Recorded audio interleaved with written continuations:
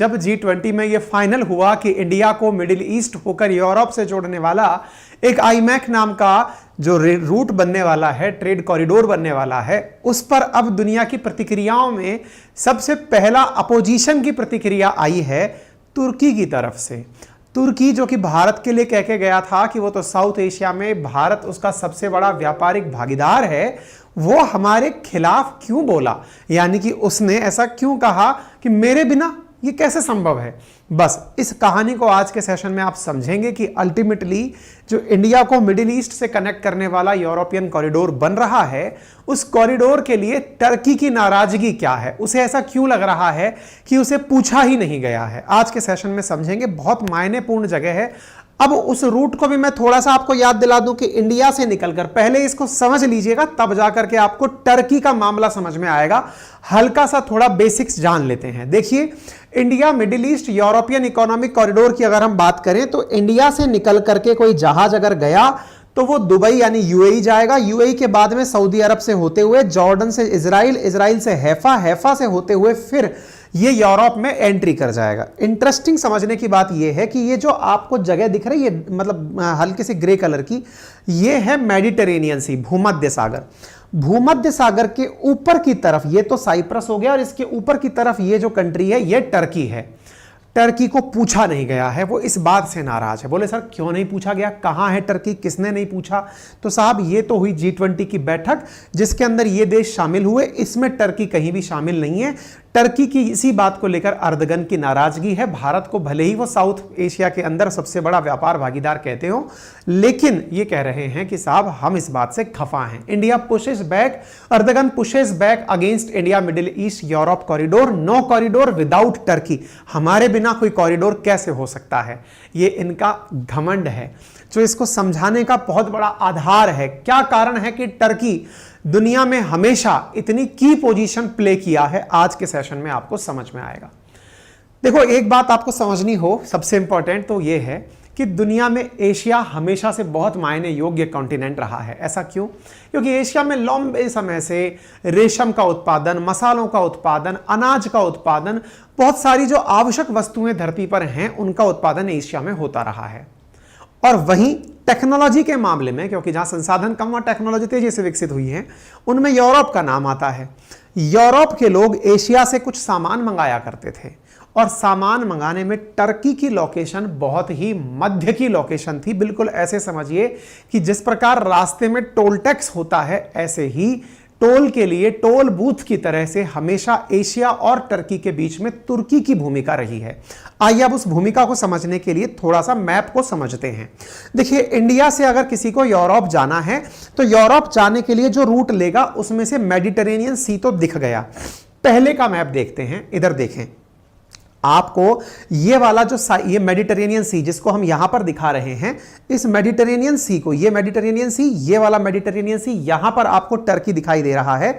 ये जो टर्की है ना, इसको यहां से कनेक्ट करने वाला ये वाला जो रास्ता है, ये वाला, बस सारा खेला इसी का है। पहले दुनिया में एशिया से निकल करके यूरोप तक जाने के लिए यदि किसी को कोई रास्ता क्रॉस करना होता था तो वो ये वाला था। सर ये कौन सा रास्ता है? ये भाई साहब ये रास्ता है कॉन्स्टेंटिनोपोलिस, कुस्तुनतुनिया, जो इस्तांबुल होकर के निकल रहा है। बोले इसमें क्या, इसमें ऐसा क्या है सर, इसमें क्या हो रहा है? असल में ये जो कुस्तुनतुनिया करके जो जगह है, कॉन्स्टेंटिनोपोलिस जिसे कहा जाता है, ये टर्की का एक ऐसा क्षेत्र है जो कि स्ट्रेट ऑफ बॉस्फोरस से पूर्व की तरफ तो एशिया में है और पश्चिम की तरफ यूरोप में है। दुनिया के 6 देश हैं जो कि यूरोप और एशिया में कॉमन बाउंड्री रखते हैं, जिनमें सबसे बड़ा देश रशिया है, और उसके बाद ये टर्की का मामला आप यहां देख रहे हैं। रशिया भी है, कजाकिस्तान भी है, मुख्य देशों में टर्की भी है, ग्रीस भी है। तो अभी जो आप ये वाला क्षेत्र देख रहे हैं, इनमें से इस क्षेत्र को अगर हम ध्यान से देखें तो पहले ओल्ड सिल्क रूट यहीं होकर निकलता था। तो चलिए अब आपको थोड़ा सा सिल्क रूट के बारे में भी बताते हैं। पहले के लिए एक बार आप इस जगह को समझ लें, फिर आगे बढ़ेंगे। तो देखिए, ये ब्लैक सी हो गया। अब ध्यान से समझते चलिएगा, हमने ब्लैक सी को बाईपास कर दिया है। ब्लैक सी को बाईपास करके ये रहा ब्लैक सी। ब्लैक सी और मेडिटेरेनियन सी के बीच में कहीं पर है ये, तो इसको आप देखिए टर्की इस तरफ रह गया। ब्लैक सी और सी ऑफ मरमरा को बीच में कनेक्ट करने वाला ये रहा इस्तांबुल, ये रहा कॉन्स्टेंटिनोपोलिस क्षेत्र जो कि इस जगह को इधर से इधर कनेक्ट करता है। ब्लैक सी को सी ऑफ मरमरा से जोड़ने के लिए यहां पर एक वो है स्ट्रेट है जिसे सी ऑफ बॉस्फोरस स्ट्रेट कहा जाता है। सी ऑफ मरमरा को मेडिटेरेनियन सी से कनेक्ट करने के लिए एक स्ट्रेट है जिसे डार्डेनलस स्ट्रेट कहा जाता है। इस प्रकार से ये दोनों क्षेत्र एक दूसरे से अलग अलग होते हैं। अब थोड़ा इतिहास में चलते हैं। इतिहास में जब आप चलेंगे तो आपको ये जो आज हम इंडिया में बैठे हैं इसका थोड़ा पुराना इतिहास, लगभग 300 बीसी के अराउंड का इतिहास आप देखें तो दुनिया में कुछ प्रमुख डायनेस्टीज हुआ करती थी। जैसे कि हान एम्पायर चाइना के अंदर हुआ करता था जो कि रेशम उत्पादन के लिए बड़ा फेमस था। हान एम्पायर जो है वो यहां से होते हुए मंगोलों के ऊपर से, क्योंकि यहां मंगोलिया था, यहां से होते हुए निकल करके यहां से होते हुए इंडिया यहां तक पूरा पूरा ये जो क्षेत्र था ना पाकिस्तान वाला, ये भी क्षेत्र पहले इंडिया ही था ना, यहां से निकल करके पर्शियन एम्पायर, पर्शियन बोले तो आज का ईरान, यहां से होते हुए निकलते थे और यहां से जो ये पर्शियन एम्पायर दिख रहा है सीरिया होते हुए यहां पर रोमन एम्पायर के पास अपना माल पहुंचाया करते थे। देखो यहां पर आपको दिखाई दे जाएगा ये पूरा की पूरा क्षेत्र, ये रहा कॉन्स्टेंटिनोपोलिस। माल कुछ इस प्रकार से यूरोप में एंट्री किया करता था। यह था सिल्क रूट जो कि कईयों साल पहले यानी कि लगभग 1700-1800 साल पहले एग्जिस्ट करता था। घोड़े, ऊंट, खच्चर, इनके माध्यम से सामान को ले जाया जाता था।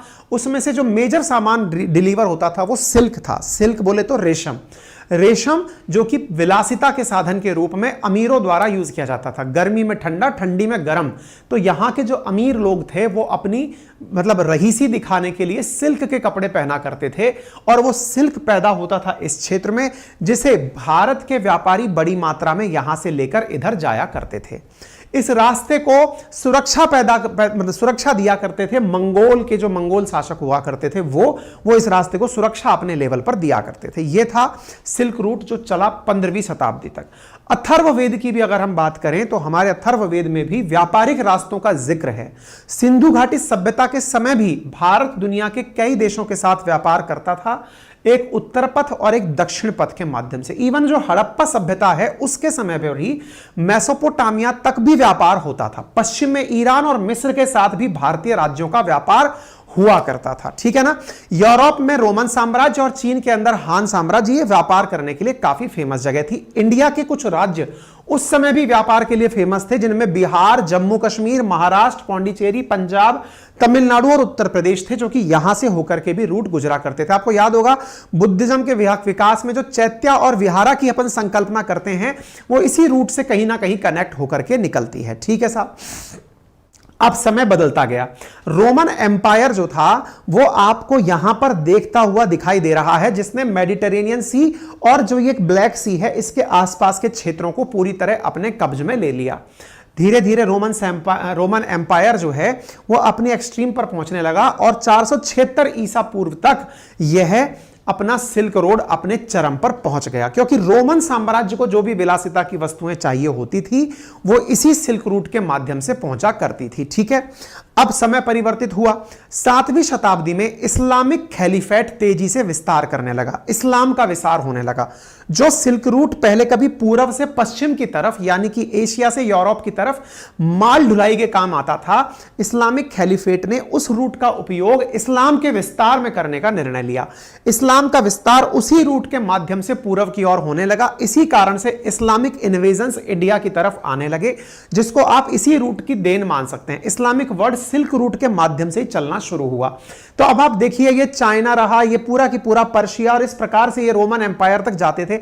आप पूछ रहे होंगे, सोच रहे होंगे कि सर इन सारी बातों में कुस्तुनतुनिया तुर्की का क्या रोल है? भाई यही वो जगह है जहां से यूरोप में एंट्री होती थी। तो रोमन एम्पायर के लिए तुर्की का महत्व आप नहीं छोड़ सकते, क्योंकि तुर्की एशिया की बीच की कड़ी है, एशिया और यूरोप के बीच की कड़ी है जहां से होकर यह निकलता था। धीरे धीरे सिल्क रोड का पतन होने लगा। सिल्क रोड का पतन क्यों होने लगा? क्योंकि जब इस क्षेत्र के अंदर ऑटोमन एम्पायर आने लगा, यानी कि जो मुस्लिम शासन है वो आने लगा, तो उन्होंने इस कॉन्स्टेंटिनोपोलिस पर अपना कब्जा करने का चाहत रखी कि भाई यहीं से व्यापार होकर निकलता है, हम इसे कंट्रोल में ले लेंगे तो पूरा व्यापार हमारा होगा। जैसे होता है ना, रास्ते में कहीं पर चोक पॉइंट है, वहां पर लगाकर बैठ जाइए तो सब पर कंट्रोल हमारा हो जाएगा। लेकिन साहब कहीं पर व्यापार रुकता है क्या? इतने में नए रास्ते खोज लिए गए। नए रास्ते कौन से खोज लिए गए? इंडियन ओशियन के थ्रू होकर के व्यापार के यूरोपियंस ने रास्ते खोज लिए। 3 बड़े प्रमुख कारण बने जिसके माध्यम से सिल्क रूट का पतन हुआ। उनमें से एक सबसे बड़ा रास्ता था हिंद महासागर की खोज होना। दूसरा बड़ा कारण था मंगोल साम्राज्यों का कमजोर हो जाना। और तीसरा बड़ा कारण था ऑटोमन एम्पायर का अपना विस्तार होना, जिसके कारण से यूरोपियंस ने उस रास्ते से ही किनारा कर लिया। और परिणाम क्या निकला? परिणाम यह निकला कि अल्टीमेटली लोगों ने तुर्की को बाईपास करना शुरू कर दिया। यह ऑटोमन एम्पायर का विस्तार है, जिसे आप देख सकते हैं किस प्रकार से यहां तक ये जो गल्फ कंट्रीज हैं इन सब के अंदर ऑटोमन एम्पायर यानी कि मुस्लिम आक्रांताओं का जो शासन था वो यहां पर पूरी तरह क्षेत्रवाद में हो गया। यानी रोमन एम्पायर जो था उसको धकेलते हुए ऑटोमन एम्पायर काफी आगे तक आ गया और कॉन्स्टेंटिनोपोलिस जो स्थान है उस पर कब्जा कर लिया गया। उसके बाद में समुद्री मार्गों के माध्यम से होकर 15वीं शताब्दी के अंदर व्यापार होना शुरू हुआ। यानी व्यापार यूरोपियंस ने, वो जो कहते हैं ना अपने यहां पर जो वास्को डी गामा आया वो असल में आया इसीलिए था क्योंकि इस रास्ते में दिक्कतें होने लग गई, तो समुद्र के माध्यम से खोजता खाजता चला हुआ आया।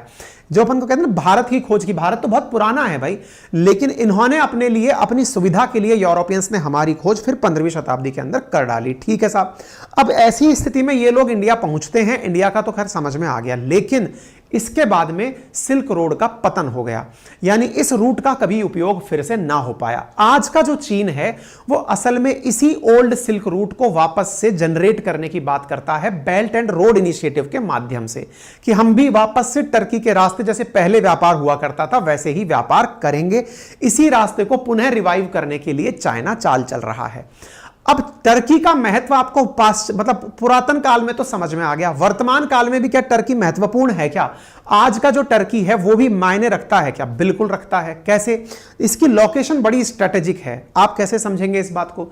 दुनिया के लिए गेहूं का कटोरा यूक्रेन कहलाता है। यूक्रेन के अंदर जो अनाज पैदा होता है, दुनिया का 95% अनाज गेहूं जो यूक्रेन में पैदा होकर के ट्रांसपोर्ट हुआ वो टर्की के रास्ते ही एक्सपोर्ट हुआ। बोले कैसे? आप याद करिए रशिया यूक्रेन कन्फ्लिक्ट का दौर, जिस समय पर यह ब्लैक सी पर लगा हुआ यही तो है यूक्रेन।